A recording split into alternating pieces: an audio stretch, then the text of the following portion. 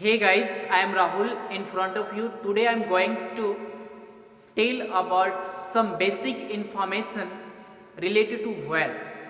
और ये आज का जो वीडियो है आपके लिए बहुत खास है, खास करके वो स्टूडेंट जो 12 और 10th के बोर्ड एग्जाम देने जा रहे हैं, क्योंकि ये जो क्लास है ये मास्टर क्लास है, वॉइस का मास्टर क्लास। इसमें आपको रूल्स वगैरह रटना नहीं है, डायरेक्ट ट्रिक लगाओ और आंसर पाओ। बस इसी के साथ मैं इस वीडियो को शुरुआत करने जा रहा हूं। ध्यान ये रखना है कि किसी भी सेंटेंस में अगर वर्ब V1 या V5 है, किसी भी सेंटेंस में वर्ब V1 या V5 है, तो आप जब पैसिव बना रहे होंगे उस समय आपको क्या कर देना है, इज एम आर लगा देना है।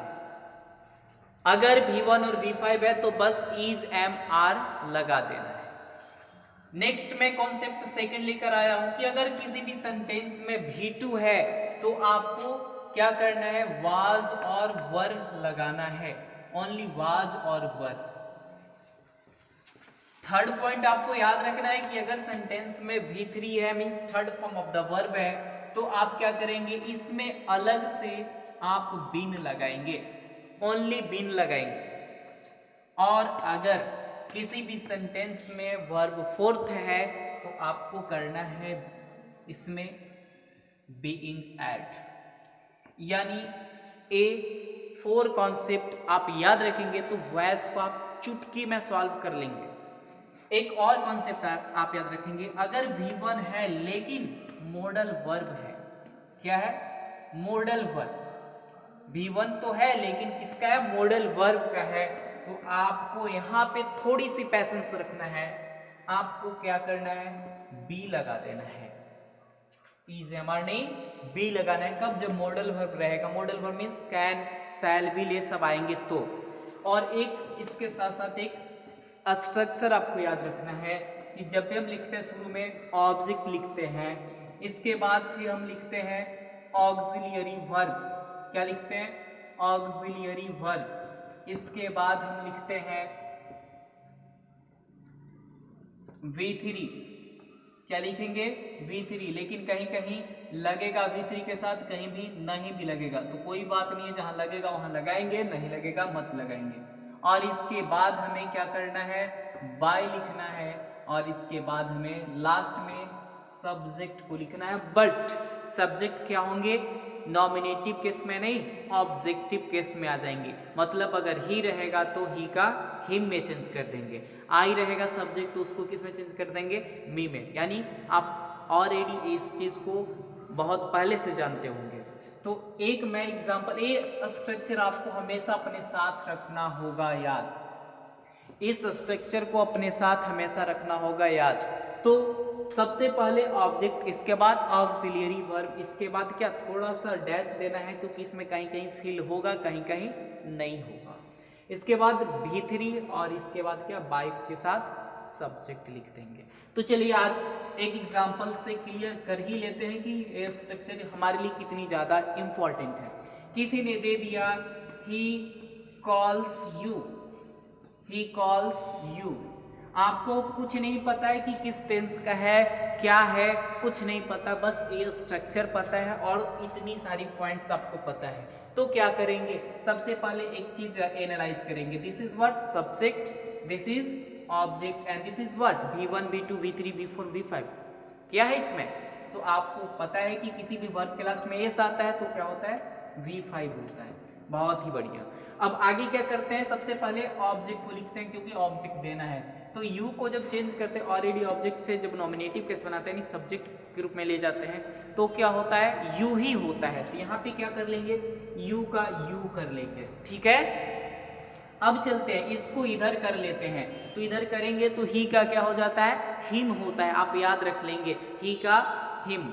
ये मैंने ऑलरेडी केस का वीडियो में बताया है, तो अगर आप केस नहीं जानते हैं तो आप मेरे प्लेलिस्ट में जाएंगे, वहां पे नाउन एंड केस के नाम से वीडियो है, आप उसमें सर्च करके देख लेंगे। तो यहाँ पे ही का क्या हो जाएगा, हिम हो जाएगा। लास्ट में फुल स्टॉप देना है तो दे देंगे। अब थोड़ा सा स्ट्रक्चर को रिकॉल कर लेना है। देख रहे हैं कि ऑक्सिलियरी वर्ब, इसमें तो ऑक्सिलियरी वर्ब है नहीं, ये तो मेन वर्ब है। ऑक्सिलियरी वर्ब देख रहे हैं कि V1 या V5 रहता है तो क्या करते हैं, इज एम आर लेते हैं। क्या लेते हैं, इज एम आर लेते हैं। तो बताइए यू के साथ क्या लेंगे, इसमें से क्या ले लेंगे, आर लेंगे ना। तो सिंपल सी बात, यू के साथ क्या कर लेंगे, आर ले लिए। इसके बाद फिर बोलता है कि क्या हल्का हाइफन दीजिए, लेकिन अब यहाँ पे देख रहे हैं कि और कुछ ऐड नहीं करना है, डायरेक्ट V3 करना है। तो और कुछ ऐड नहीं करना है तो हाइफन वगैरह कुछ नहीं देना है, डैश वगैरह कुछ नहीं देना है, सीधा इसका V3 कर लेना है। तो कॉल का V3 क्या हो गया, कॉल्ड हो गया। और फिर क्या करना है, बाय दे देना है, तो बाय लिख देंगे। ये तो क्लियर हो गया ना सर, बिल्कुल क्लियर हो गया। यानी you are called by him. उसी तरह से अगर नेक्स्ट एग्जांपल आ गया तो फिर आप क्या करेंगे, तो चलिए देखते हैं नेक्स्ट एग्जांपल को। इसको हम थोड़ा सा इरेज करते हैं। चलिए, तो नेक्स्ट एग्जांपल मैंने लिया, he is playing football, he is playing football.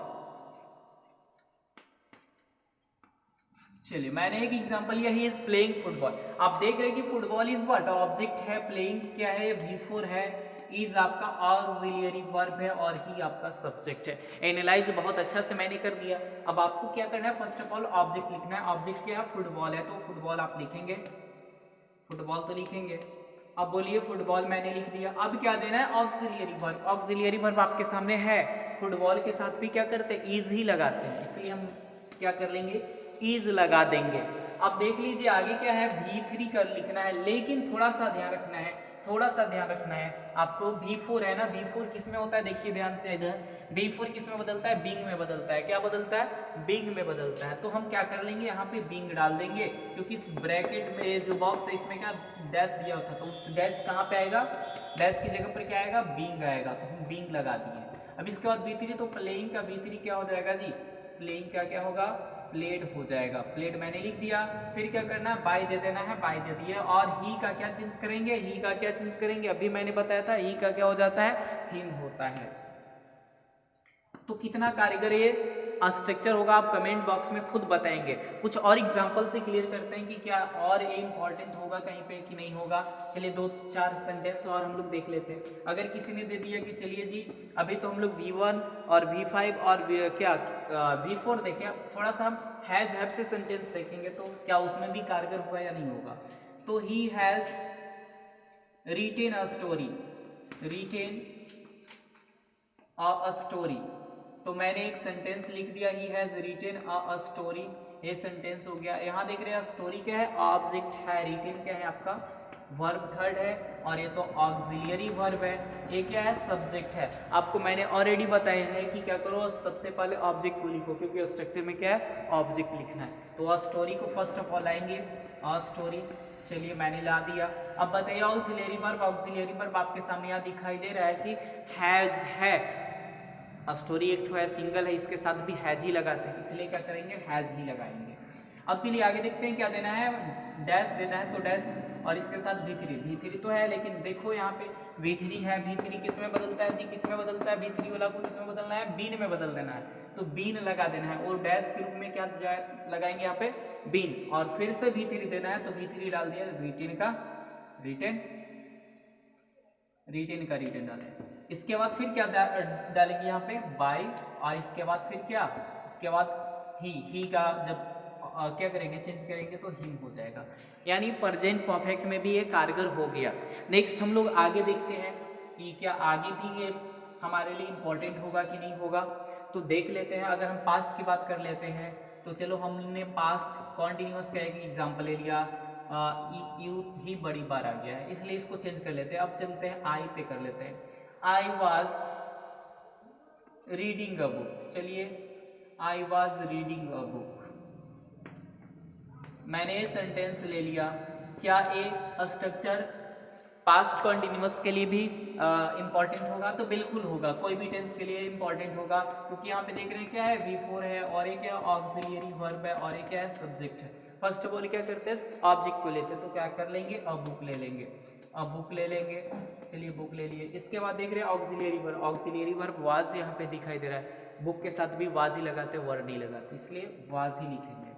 इसके बाद फिर हमें क्या करना है, डैश के बाद V3 देना है, तो चलिए डैश, यानी यहाँ पे देख रहे हैं कि V3 तो V4 है ना, V4 है। V4 देखिए इधर आइए, V4 में क्या लगा देना है, बिंग लगा देना है। तो मैंने यहाँ पे क्या कर दिया, बिंग लगा दिया, बिंग लगा दिया। अब देख रहे हैं डैश कंप्लीट हो गया। अब क्या करना है, V3, तो रीड का V3 क्या होता है, ऑलरेडी रीड होता है, तो यहाँ पे रीड का रीड ही लिख दिया, क्योंकि रीडिंग को V3 करेंगे तो रीड ही होगा।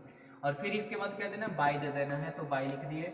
और लास्ट में फिर क्या करना है, सब्जेक्ट। तो आई को जब हम लास्ट में ले जाते हैं तो क्या होता है, मी में कन्वर्ट हो जाता है। किसमें, मी में। आप पूछेंगे सर मी में क्यों चेंज हो गया, आपने तो सब्जेक्ट लिखा है। बिल्कुल, मी में इसलिए हो गया क्योंकि ये बाय प्रीपोजिशन है, और प्रीपोजिशन के बाद हमेशा ऑब्जेक्टिव फॉर्म में कोई भी प्रोनाउन आता है, इसलिए आई का क्या हो गया, मी हो गया। अगर किसी तरह को कोई भी डाउट रहे कमेंट सेक्शन में आप जरूर पूछ लो, हम कमेंट सेक्शन को बहुत ही लाइक करते हैं।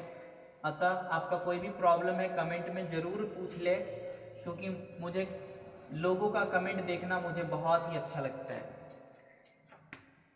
आगे देख लेते हैं, एक मॉडल वर्ब से ले लेते हैं। कहेंगे सर आपने इतना तक तो बताया, कभी मॉडल वर्ब का जिक्र नहीं किया। चलो मैंने इस बार मॉडल वर्ब का एक एग्जांपल लिया। मैंने लिखा I can do this, I can do this work. मैंने एक सेंटेंस ले लिया, आप भी खुश। चले दिस वर्क क्या है, ऑब्जेक्ट है, क्या है, V1 है, और ये क्या है, मॉडल वर्ब है जी, और आई क्या है, सब्जेक्ट है। मॉडल वर्ब वाला ध्यान रखेंगे, V1 रहेगा तो क्या करना है, बी, ये नहीं कि EJMR उठा लेंगे, यहाँ पे मॉडल वर्ब है, इसीलिए हम बार बार इशारा कर रहे हैं उधर। सबसे पहले क्या करेंगे, दिस वर्क लिख लेंगे।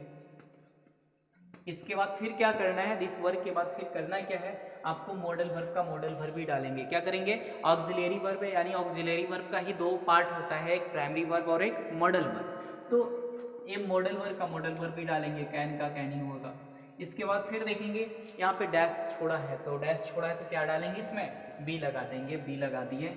और फिर V3, तो डू का V3 क्या होता है, डन हो जाता है, तो मैंने डन लिख दिया। इसके बाद फिर क्या करना है, बाय लगा देना है, बाय तो छोड़ेगा नहीं, तो बाय लगाएंगे, और आई का क्या हो जाएगा, मी हो जाएगा। तो ये मैंने कर दिया, यानी क्या हो गया, this work can be done by me, this work can be done by मी।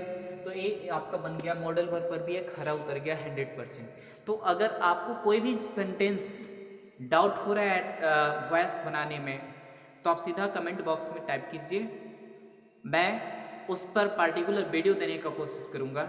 और ये आपकी एग्जाम के लिए बेहतरीन ट्रिक होगा। अगर V1 या V5 आता है तो आप बिना मुसीबत मोल लिए हुए उसमें क्या करेंगे, EJMR वाला, क्योंकि आपका जो एग्ज़ाम होगा उसमें ऑप्शन आएंगे, 4 ऑप्शन आएंगे। तो आपको अगर कहीं पे क्वेश्चन में क्या दिखाई दे रहा है, V1 और V5, तो आप सीधा आंसर किसको खोजेंगे, जिसमें EJMR होगा, जिसमें EJMR होगा, बस उसी ऑप्शन को आपको सेलेक्ट करना है, बाकी 3 ऑप्शन को काट देना है। अगर V2 दिखाई देता है क्वेश्चन में, तब सीधा उस ऑप्शन पे ध्यान देंगे जहां पे वाज और वर होगा। V3 अगर होगा तो बीन वाला ऑप्शन आपको ढूंढना है, और V4 वाला अगर होगा तो उसमें बीइंग वाला ऑप्शन ढूंढना है, और V1 अगर मॉडल वर्ब है तो आपको बी वाला। अगर इतना आप कर लेंगे तो हम समझते हैं कि आपका जो बनाने में टाइम लगेगा ना, वो उतना में आप गोला भर लेंगे, यानी आपका टाइम का बहुत ही ज़्यादा सेविंग होगा।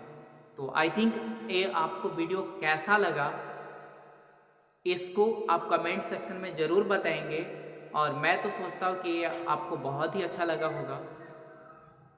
और अगर आप अभी तक मेरे चैनल को सब्सक्राइब नहीं किए हैं तो आप अभी सब्सक्राइब कर ले, साथ में बेल आइकन को भी दबा ले, ताकि हर वीडियो का नोटिफिकेशन आपको सबसे पहले मिले, और आप हर वीडियो का ये जो बेनिफिट है उठाते रहे। Thank you, have a nice day, आपका एग्ज़ाम अच्छा हो।